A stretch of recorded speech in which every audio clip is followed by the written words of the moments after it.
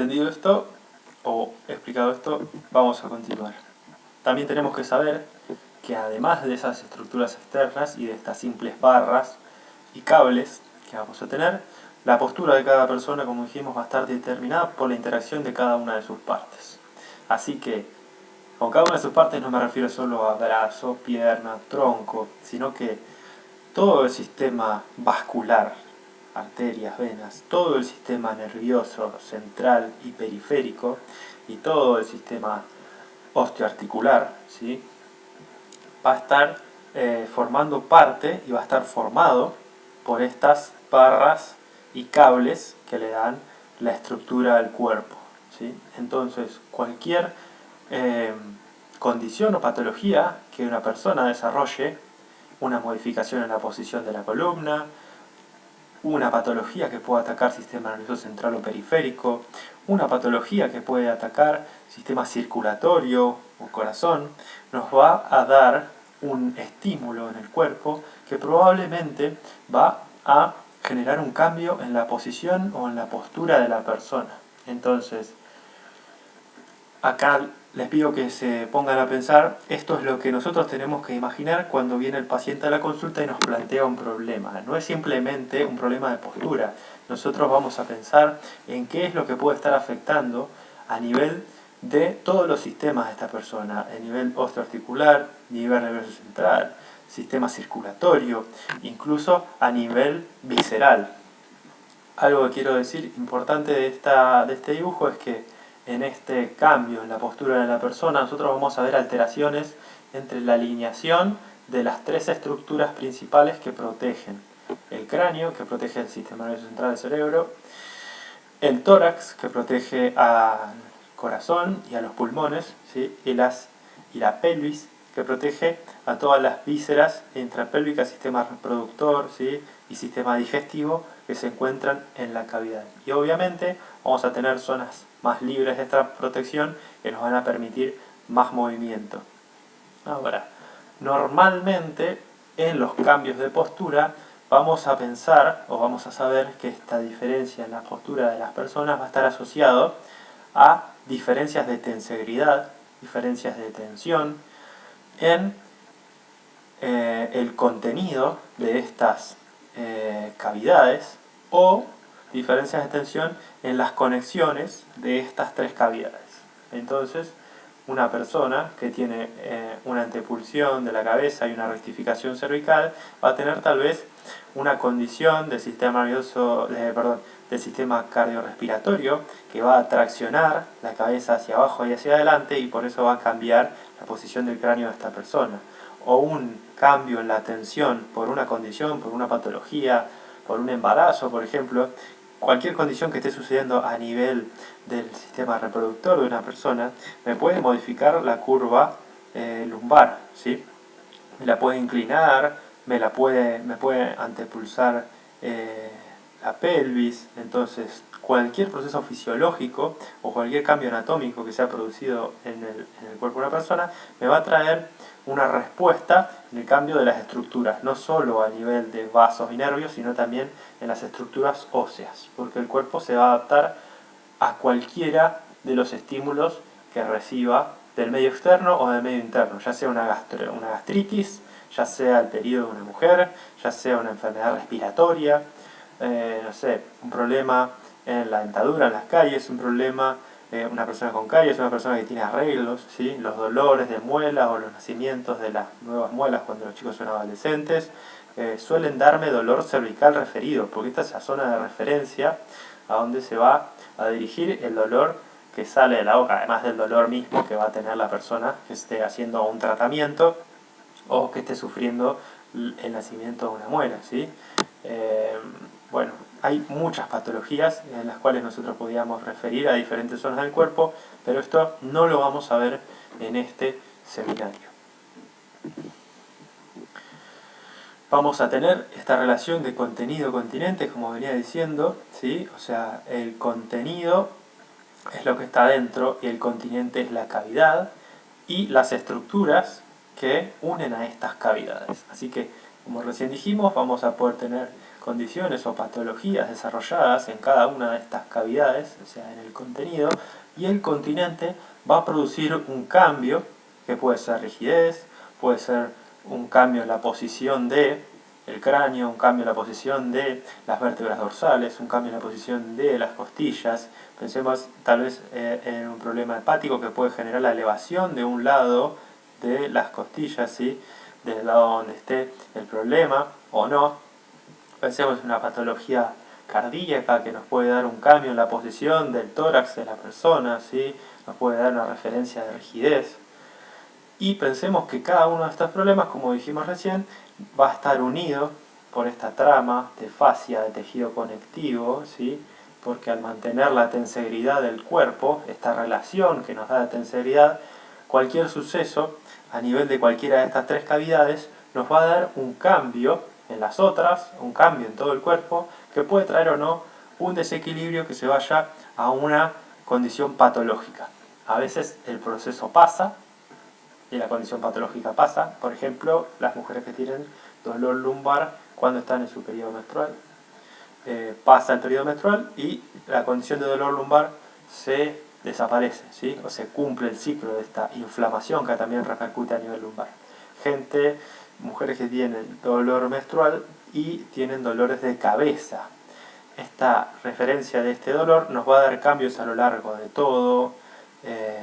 toda la unión de estas estructuras y claramente nos puede dar dolor en cualquiera de las zonas. Esto no es matemático, cada caso tiene que ser evaluado y hay que determinar cuál es la causa del dolor que este paciente trae a nosotros a la consulta. Así que, como ustedes se imaginarán, una persona que viene a entrenar y tiene dolor lumbar, puede ser que haya sido ese dolor lumbar producido por un movimiento que hicieron en exceso o cargas en exceso, o puede ser que tenga que ver con otra cosa, ¿sí? Con una condición de cuál es la alimentación de la persona, si ha cambiado su alimentación, qué fue lo que comió en los últimos días, si ha cambiado algo mucho, si consume alimentos que pueden traer una condición patológica, una retracción de los tejidos que se encuentran dentro de la cavidad pélvica, ¿sí?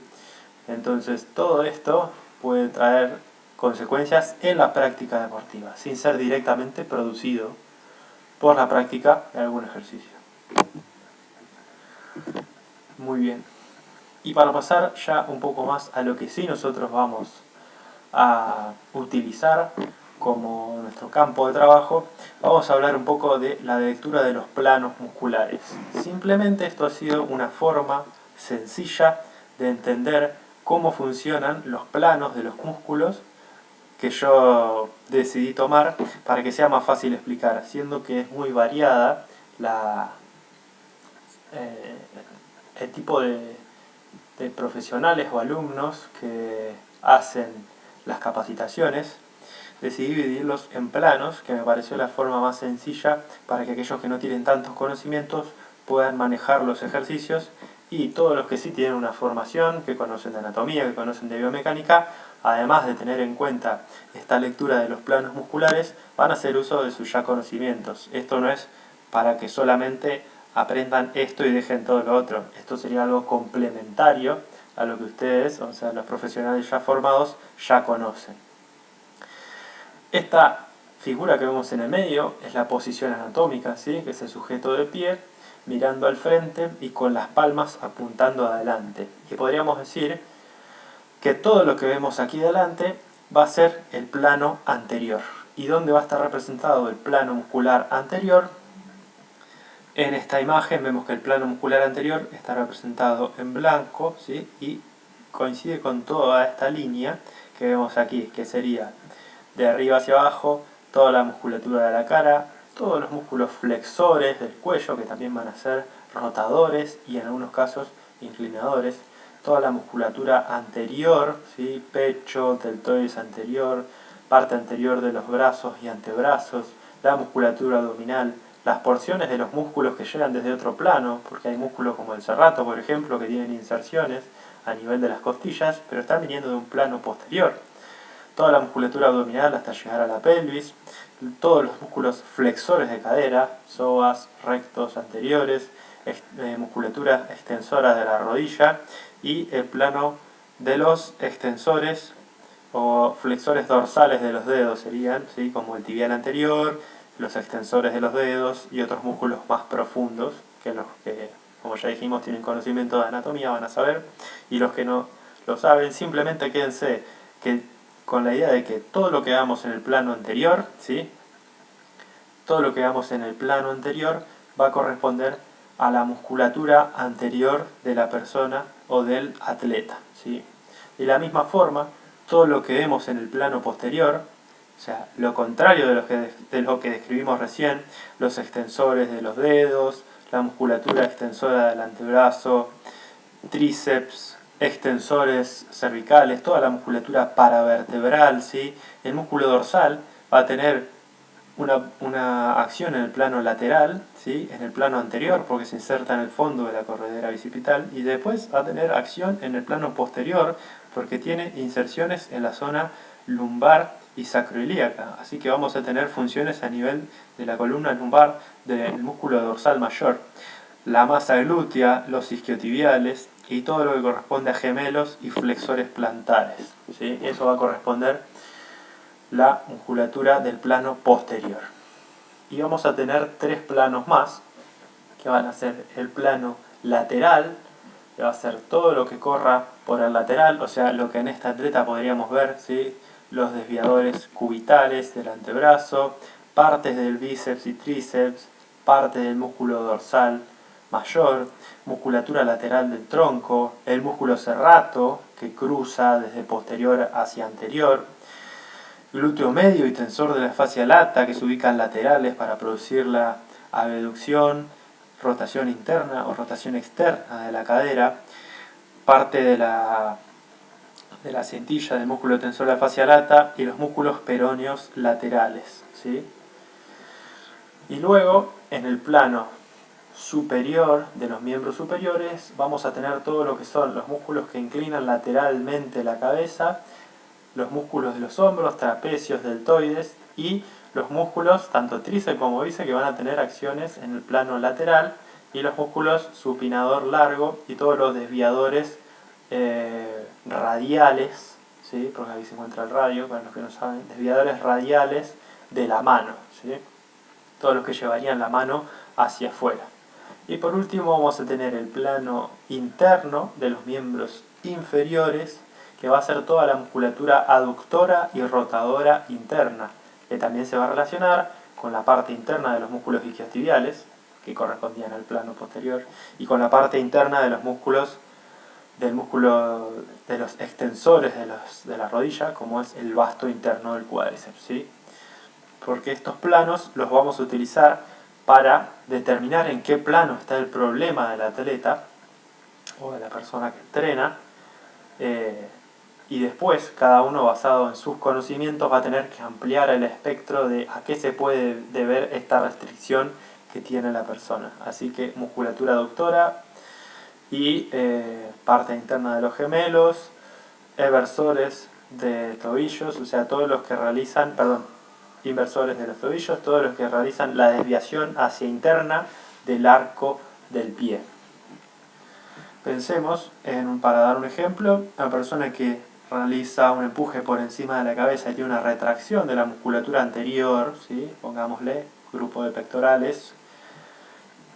Cuando quiera empujar la barra por arriba va a sentir tensión o va a tener una restricción en lo que esta musculatura pectoral le permita levantar. Entonces tal vez este brazo sea traccionado en flexión, ¿ok? Vamos a pensar de la misma forma en un ejemplo para la cadera. Si la persona tiene un acortamiento de los flexores de cadera, no va a poder llevar la cadera a una extensión total, o sea que va a estar con problemas para terminar de extender completamente la cadera, y va a tener una pequeña flexión o va a tener una tendencia a una pequeña flexión en la articulación de la cadera, o va a trabar esta zona y va a aparecer, como no puede terminar de extender la cadera, va a aparecer una hiperextensión en la zona lumbar tal vez, ¿sí?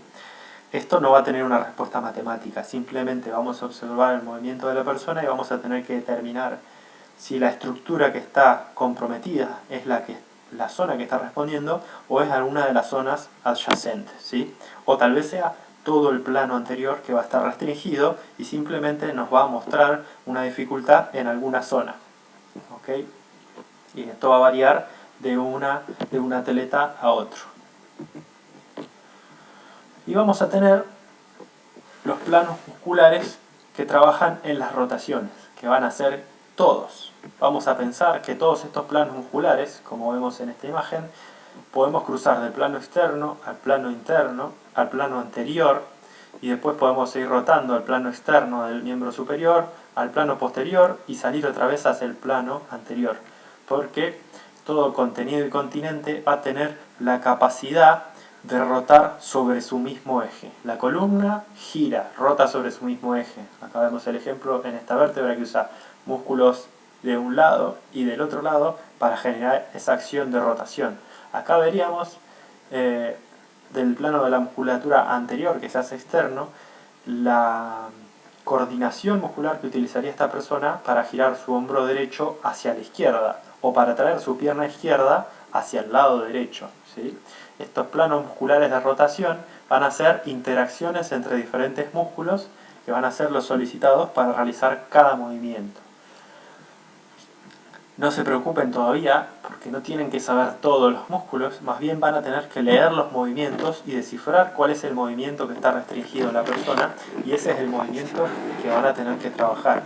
Entonces, para entender de manera sencilla estos planos de rotación, vamos a ver que el contenido de cada segmento tiene la posibilidad de rotar sobre su propio eje. O sea, un brazo extendido totalmente puede rotar sobre su propio eje. Esta pierna puede rotar sobre su propio eje, de manera que la rótula puede quedar mirando hacia adentro o hacia afuera. La columna vertebral puede rotar sobre su propio eje para que esta persona mire hacia la derecha o hacia la izquierda, ¿sí?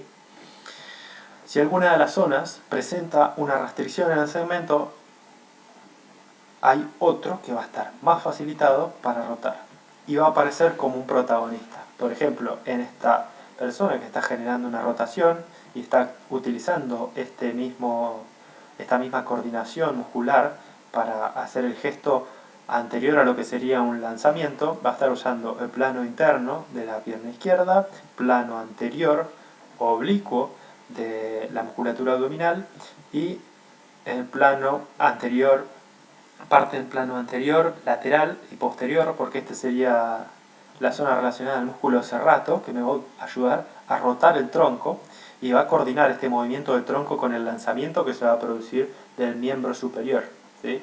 Imaginemos que esta persona tuviera una restricción, por ejemplo en la musculatura aductora de la cadera, que esta musculatura no pudiera distenderse, esta rodilla no podría mirar hacia afuera. Entonces esta persona haría el lanzamiento, pero esta rodilla tendría problemas para girarse. Entonces su cadera va a estar limitada, su rodilla se mostraría al frente porque no podría girarse hacia afuera y probablemente esta persona podría desarrollar molestias en la zona de la cadera o en la zona de la rodilla, porque tenemos un foco de restricción y tenemos una articulación próxima que no va a estar pudiendo funcionar con normalidad o va a estar sufriendo las tracciones que se van a producir debido a esta restricción o a la musculatura que está trabajando en el movimiento. De la misma forma, podríamos saber que si tenemos una restricción en esta zona de la cadera, me puede limitar la capacidad de rotar del tronco. Y como el tronco no puede girar, el hombro va a tener que rotar un poco más. Entonces este lanzador también podría empezar a tener dolores en la articulación del hombro por un exceso en las rotaciones, por un exceso en la cantidad de movimiento y fuerza que van a producir todas las estructuras blandas de la zona y todas las tensiones que van a resistir las estructuras más sólidas y elásticas de la zona. ¿Okay? Acá sería el mismo ejemplo de esta musculatura cruzada en el atleta, pero cuando va corriendo. El atleta corre y esta musculatura cruzada, que utiliza varios planos de los que recién describimos, va a actuar en diferentes zonas del cuerpo, ¿sí? Si alguno ha leído Busquet o ha leído sobre el RPG, están las conocidas cadenas cruzadas anteriores y posteriores, ¿sí?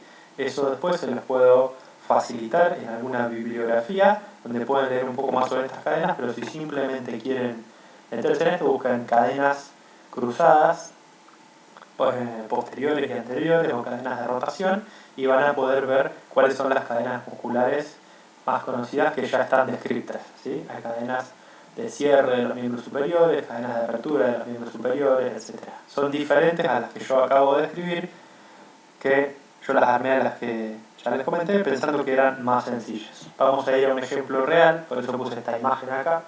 Esta persona, en este mismo movimiento, vamos a ver, esta persona tiene buenos movimientos, buena capacidad elástica en sus miembros inferiores. Fíjense que están bien ubicadas las rodillas con respecto al pie. Acá el pie apunta en una dirección y la rótula, la rodilla, apunta en la misma dirección o levemente por fuera. O sea que tenemos una buena capacidad de apertura de este plano interno de piernas y una buena capacidad de flexión de las tres articulaciones del miembro inferior: tobillo, rodilla y caderas. Esto me permite que la persona tenga una buena alineación del tronco, pero tal vez él va a tener una restricción en esta zona, de la zona de dorsales superiores, restricción en el hombro, restricción en la rotación del hombro, en la capacidad de flexión del hombro cuando el brazo está flexionado, ¿sí? O sea, dificultad en esta posición de rack, pero el miembro inferior está funcionando bien. En cambio, en esta persona que está arriba entrenando, vamos a ver que la punta de los pies y la línea media del pie está apuntando por fuera de la línea de la rótula, ¿sí? Incluso la rodilla está cayendo levemente por dentro. Si miramos a la otra pierna, vemos que no está pasando excesivamente la punta del pie. Tal vez para él esto sea óptimo para realizar el movimiento, pero no va a ser a largo plazo su mejor técnica como para no sufrir una lesión por sobrecarga en estos movimientos. Por lo general, este tipo de técnica me va a llevar a una sobrecarga de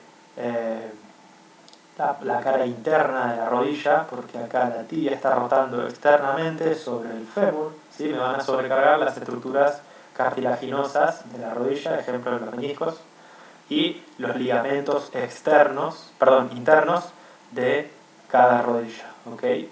A veces el tendón rotuliano, si la rodilla necesita ir mucho más hacia adelante, también suele sufrir. Pero por lo general, este tipo de posiciones me va a traer patologías en esta parte interna de los muslos y la cara interna de la rodilla. No está teniendo problemas para sostener la posición de tronco, pero si nosotros lo corregimos, o sea, queremos corregir esta posición de los miembros inferiores, probablemente esta persona tenga una restricción.